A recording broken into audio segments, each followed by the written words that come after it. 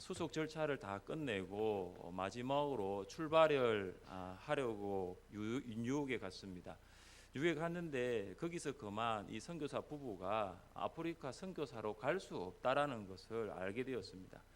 이유가 뭐냐 하면은 그의 아내가 아프리카 기후에 도저히 견딜 수 없는 체질을 가졌기 때문입니다. 어쩔 수 없이 그는 아내와 함께 고향으로 돌아왔습니다. 주님을 위하여 헌신의 각오를 했는데 선교사로 갈 수 없으니 실망이 되기도 했습니다. 그러나 그는 내가 선교사로는 갈 수가 없지만 열심히 돈을 벌어서 선교사님을 돕는 일을 내가 하겠다라고 결심을 했습니다. 그의 아버지가 치과 의사였는데 부업으로 교회의 성찬식에 올리는 포도즙을 만드는 사업을 했습니다. 그는 자기 아버지의 포도즙 만드는 사업을 인계받았습니다. 그리고 주님을 위해서 돈을 사용하겠다는 이 한 가지 목적만을 가지고 아주 열심히 일을 했습니다. 하나님께서는 그의 사업에 복을 주셨습니다. 그는 하나님 앞에 결심한 대로 사업을 통해서 벌어들이는 돈을 정성껏 헌금했습니다. 그리고 한 영혼이라도 먼 이국에서 주님께 인도되기를 기뻐하면서 그에게 선교비를 하나님께 바쳤습니다. 그의 이름이 웰치입니다. 그가 만든 포도즙이 그 유명한 웰치 포도즙입니다. 지금도 그의 가족들은 그 좋은 포도즙을 계속 생산하고 있고 또 그것을 통해서 선교사를 돕는 일에 사용하고 있습니다. 주님을 위해 포도즙을 만드는 일이 웰치의 사명인 것처럼 무슨 일을 하든지 주님을 위한 일이라면 그것은 사명이 되는 것입니다. 하나님은 사명을 위해 사는 성도를 주목하시고 그 성도를 기뻐하십니다. 주님을 위한 사명으로 살아가는 여러분 되시기를 주님의 이름으로 축복합니다. 오늘 본문은 하나님의 사명을 망각한 유다와 하나님의 사명을 이루는 다말이 대조를 이루고 있습니다. 유다는 하나님으로부터 선택받은 사람이었지만 그는 하나님의 사명대로 살지 않았습니다. 그가 사명을 몰랐던 것이 아닙니다. 알았지만 사명과는 전혀 상관없는 삶을 살았습니다. 그러나 다말은 이방 여인이었습니다. 그녀는 유다 집으로 시집 오기 전에는 하나님을 알지 못했습니다. 그러나 다말은 믿음의 집안, 유다 집안을 계승하려고 하였습니다. 믿음의 가정에서 자란 시아버지 유다는 하나님의 사명으로부터 떠난 삶을 살았지만 불신 가정에서 태어나고 자란 다말은 하나님의 사명을 이루기 위하여 최선을 다했습니다. 여러분은 누구를 닮았습니까? 사명을 망각한 유다를 닮았습니까? 아니면 사명을 이루기 위하여 최선을 다하는 다말을 닮았습니까? 믿음의 대를 잇고 믿음의 가문을 세워 나갈 수 있기를 주님의 이름으로 축복합니다. 유다의 아내가 죽었습니다. 그는 아내의 죽음을 슬퍼하고 애통하였습니다. 그러고 난 다음에 친구 히라와 함께 딥나에 있는 자기 양털 깎는 자에게 갔습니다. 유목민에게 이 양털을 깎는 행사는 축제였습니다. 그리고 며칠 동안 그 축제는 계속되었습니다. 양털 깎는 행사에 참석한 많은 사람들은 포도주를 마셨고 때로는 포도주에 취해서 이성과 분별력을 상실하기도 했습니다. 둘째 아들이 죽은 후 유다는 다말에게 셋째 아들 셀라가 장성할 때까지 친정에 가서 머물라고 했습니다.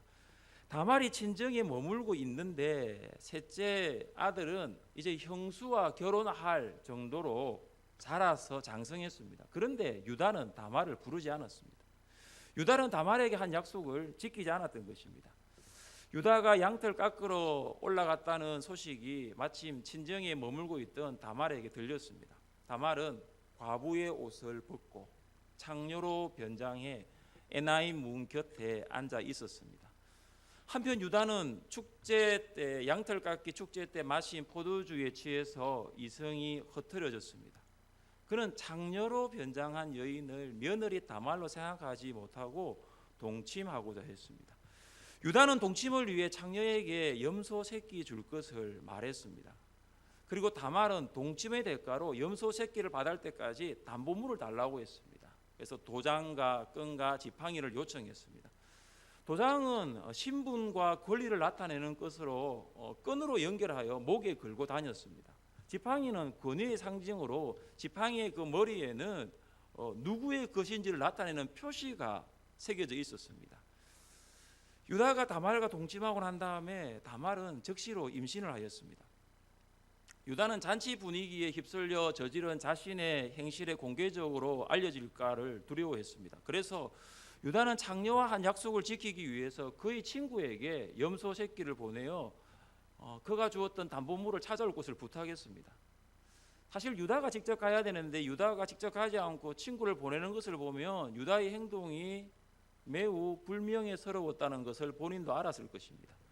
여기서 한 가지 알 수 있는 것은 유다는 며느리하고 한 약속은 지키지 않았는데 창녀하고 한 약속을 지키고 있다는 것을 보게 됩니다. 그는 셀라를 다말에게 보내겠다고, 셀라가 지금 어리니까 셀라가 크면은 다말에게 보내겠다 약속을 했지만 그 약속을 어겼지만 창녀에게 약속했던 염소 새끼는 주고 싶었던 모양이었습니다. 유다의 친구는 창녀를 찾지 못했습니다. 그는 사람들로부터 이곳에는 창녀가 없다라는 말을 듣게 되었습니다. 유다는 부끄러움을 당할까 하는 두려움으로 자신의 담보물을 포기하였습니다. 유다는 하나님의 눈보다 사람의 시선을 더 의식한 것입니다. 그는 오히려 사람들에게서 자신의 명예가 훼손될 것을 더 두려워했습니다. 그는 하나님 앞에서의 부끄러움보다 사람 앞에서의 부끄러움을 더 생각한 것입니다. 그러나 유다가 진정으로 부끄러워할 일은 따로 있었습니다. 3개월 후에 다말이 행음하여 임신했다는 소식이 유다에게 들려졌습니다. 유다는 다말을 끌어내 불사르라고 했습니다. 유다는 다말 때문에 자신의 두 아들 엘과 오난을 잃었다라고 생각했습니다. 그래서 다말이 죽으며 막내 아들, 이 셋째 막내 아들 셀라는 다말에게 보내지 않아도 된다라고 생각을 했습니다. 마치 유다에게 다말은 눈의 가시와 같은 존재로 보였을 것입니다. 빌미를 찾게 되자 유다는 불타오르는 분노를 가지고 다말을 처형하고자 했습니다.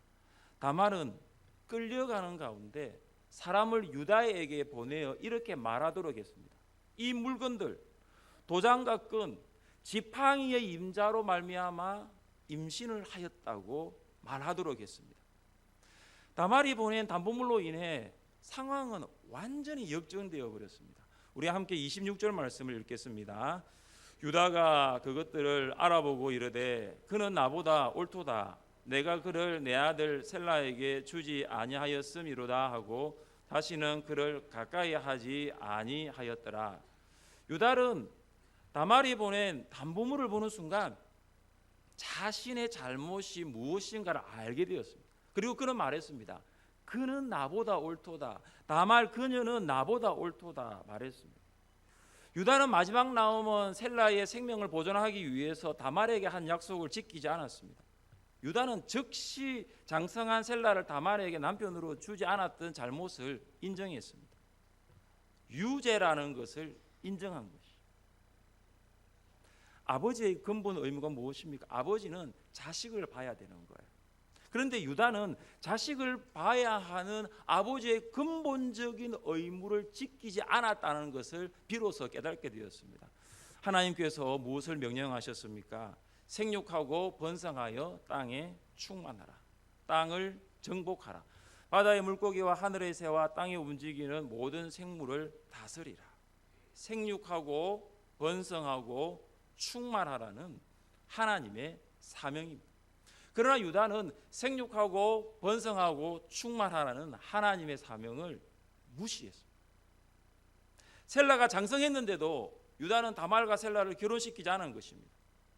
그러나 다말은 유다 집안의 씨를 받아 가문을 잇고 싶었습니다. 생육하고 번성하고 충만하고 싶었습니다.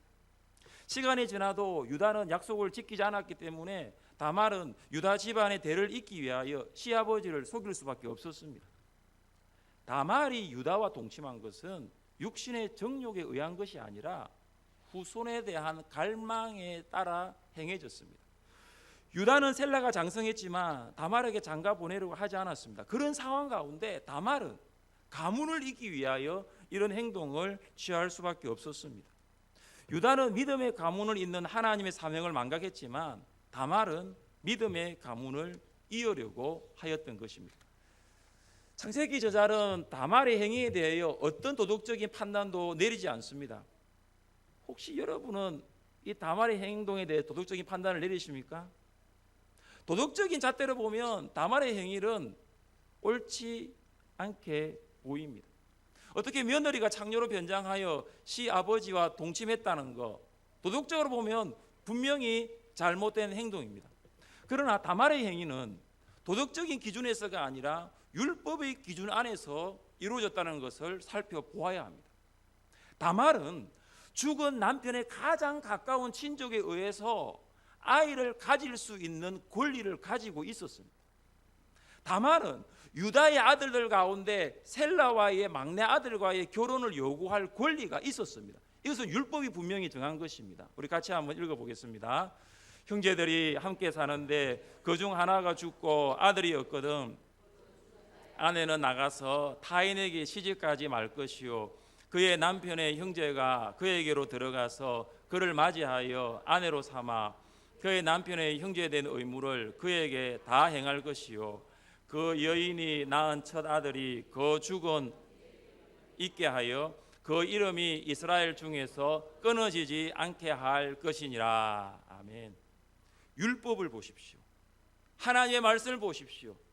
그러면 유다는 셀라가 다말과 결혼하여서 다말의 아내가 되고 그리고 의무를 다하도록 해야 합니다. 그러나 유다는 그렇게 하지 않았습니다.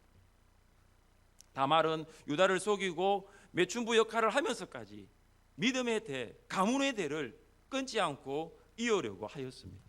유다는 이런 다말의 행위에 대하여 그는 나보다 옳도다라고 인정한 것입니다. 유다는 다말의 행위를 도덕적인 기준이 아니라 율법적인 말씀에서 명시한 그 기준에 따라 판단한 것입니다. 하나님의 선택받은 사람인 유다의 행위는 어렵지 않고 오히려 이방 여인 다말의 행위가 어려워 보입니다. 유다는 말씀대로 살지 않았지만 다말은 말씀대로 살았습니다. 의와 불의의 기준은 사람에게 있는 것이 아니라 하나님께 있습니다. 하나님은 의와 불의의 기준이 되십니다. 하나님의 말씀은 선과 악의 기준이 됩니다. 말씀을 알지만 말씀대로 살지 않는 사람이 어려운 자가 아니라 부족해도 말씀대로 사는 사람이 더 어려운 것입니다. 다말은 쌍둥이를 해산하게 되었습니다. 일반적으로 아이가 태어날 때 머리가 먼저 나옵니다. 그런데 오늘 본문을 보면 머리보다 손이 먼저 나왔습니다. 산파는 장자를 표시하기 위하여 홍색 실을 손에 메었습니다. 그런데 홍색 실을 맨 아이가 뒤로 가고 나오지 않고 그 뒤에 있던 아이가 먼저 나오게 됩니다. 그래서 그는 터트림이라는 의미의 베레스라는 이름을 가지게 되었습니다. 그리고 산파가 손목에 홍색 실을 메어준 아이가 그 다음에 나오게 되는데 그는 세라라는 이름을 얻었습니다. 베레스와 세라의 출생을 보며 이삭의 쌍둥이 아들인 야곱과 에서의 출생을 생각나게 만듭니다. 리브가가 출산을 할 때 야곱이 형 에서의 발꿈치를 잡고 나왔습니다. 이것은 하나님께서 리브가에게 주신 큰 자가 어린 자를 섬기리라는 말씀이 이루어지는 전조가 되었던 것입니다. 하나님은 큰 자가 어린 자를 섬기라는 말씀에 따라 야곱의 삶을 인도해 가셨습니다. 큰 자가 어린 자를 섬기리라는 말씀은 베레스와 세라에게도 적용이 됩니다. 유다의 가문을 계승하는 자는 세라가 아니라 베레스였습니다. 베레스는 유다 가문의 계승자가 되었고 약속의 자손은 이 베레스를 통해서 계속되었습니다. 보아스는 유다 가문의 출신입니다. 그래서 보아스가 룻과 결혼하게 될 때 장로들이 이렇게 기도했습니다. 여호와께서 이 젊은 여자로 말미암아 내게 상속자를 주사 내 집이 다말이 유다에게 낳아준 베레스의 집과 같게 하시기를 원하노라 하니라. 장로들은 다말이 유다에게 베레스를 낳아준 것처럼 룻이 보아스에게도 상속자를 낳아줄 것을 부탁했습니다. 그리고 마태복음 1장에 기록된 예수님의 족보를 보면 예수님은 베레스를 통해서 오셨다는 사실을 알 수 있습니다. 유다는 다말에게서 베레스와 세라를 낳고 베레스는 헤스론을 낳고 헤스론은 람을 낳고, 어떤 사람은 창세기 38장을 읽을 때 성경이 시아버지와 장녀로 가정한 며느리의 불륜 사건을 어떻게 이렇게 다루느냐 하면서 성경에 대해 의구심을 가질 수 있습니다. 그러나 여러분, 성경은 윤리책이 아닙니다. 하나님의 구원 역사를 보여주는 하나님의 말씀이 바로 성경입니다. 성경은 하나님이 어떻게 구원 역사를 이루어 가시는가에 초점을 맞추고 있습니다. 창세기 38장 다말의 이야기는 구원 역사에 있어서 마치 주변부적인 내용인 것 같습니다. 왜냐하면 37장부터 시작한 요셉의 이야기가 38장에서 다말 이야기 때문에 끊어지는 느낌이 들기 때문입니다. 그러나 다말 이야기는 구원 역사를 끊는 것이 아니라, 구원 역사의 주변부가 아니라 구원 역사를 잇는 연결부라는 것을 기억해야 합니다.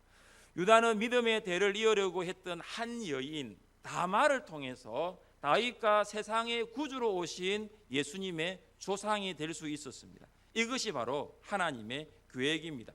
하나님은 다말의 결혼을 막으려는 유다의 방해에도 불구하고 예상하지 못한 방법으로 구원 역사를 만들어 가셨습니다.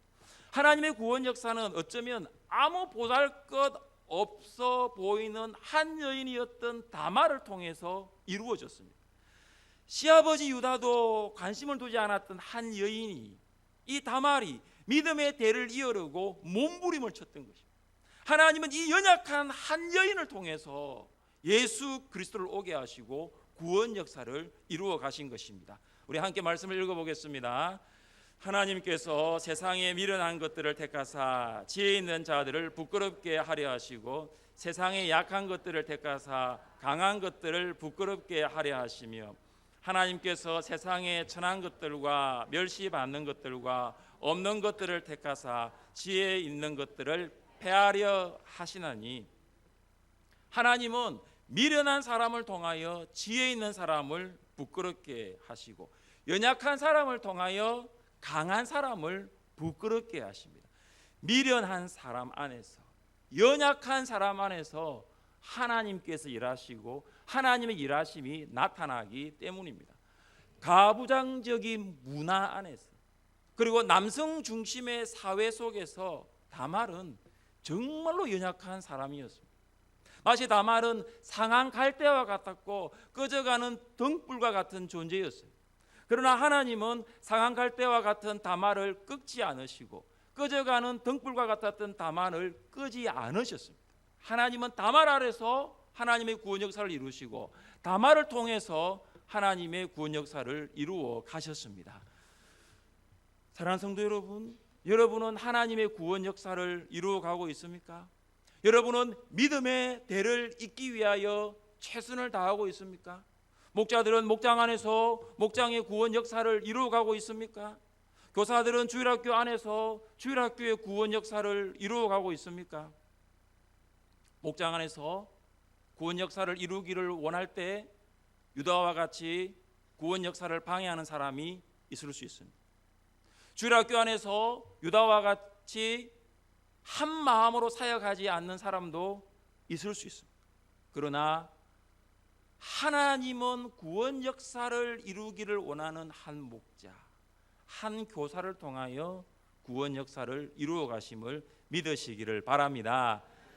다말처럼 부족해도 괜찮습니다. 다말처럼 연약해도 상관없습니다. 하나님은 구원 역사를 이루어 가기를 원하는 사람을 통하여 마침내 이루어 가시기 때문입니다. 다말은 예수님의 족보에 정말로 자랑스럽게 자신의 이름이 올라갔습니다. 여러분도 하나님의 구원 역사를 위하여 쓰임받는 사람이 되고 하나님께서 보시기에 칭찬받는 사람 될 수 있기를 주님의 이름으로 축복합니다.